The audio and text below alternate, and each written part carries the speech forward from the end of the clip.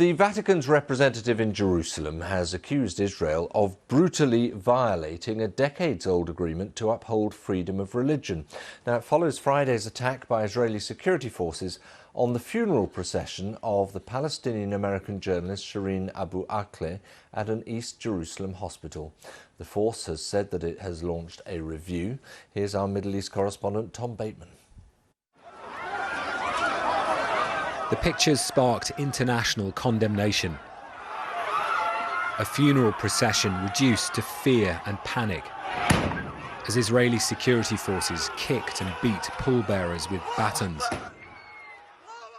And now, newly released pictures from the hospital's cameras show how the police acted. A stun grenade is fired towards the hospital, famous for its maternity ward. A pregnant woman about to give birth had to be bundled in, say the staff. We were there at the time when mourners rushed for cover. Let the baby through! Patients and staff ran into the building. I saw at least one person wounded. And now Shireen Abu Aqla's family say they were threatened while they tried to grieve. I honestly was very afraid. I had to run and I had to hide in the hospital because they started throwing stun grenades, and one of them actually threatened to beat me if I don't move out of the way. Today at the hospital, the Vatican's envoy in Jerusalem condemned the police. And the first article of this fundamental agreement states that the State of Israel upholds and observes the human right of freedom of religion, which in this case has been brutally violated.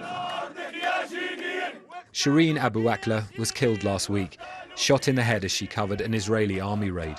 She was a veteran correspondent, known to millions, and she was a Palestinian Christian. Her body eventually left St. Joseph's.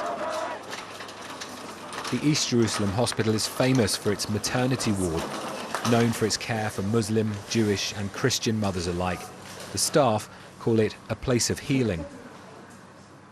But all that felt under threat as Israeli security forces also stormed into the building on Friday, as we discovered when we got pushed back. Well, this is now a hospital under siege. The force has defended its actions. It has said 300 rioters arrived at the hospital, but this claim has been discredited. It says some people threw stones and it was protecting the funeral plans agreed by the family, but the family itself disputes this. And it was the healers that ended up with wounds. This neonatal intensive care doctor told me how he was burned by a stun grenade. So one of them was very close to my feet and exploded, and it caused burns on my feet. A review's already been announced into the funeral's policing, but the security force declined to respond to questions about the church leaders' statements. It may do little to lower the temperature in a region that has once again been in the grip of violence. Tom Bateman, BBC News, Jerusalem.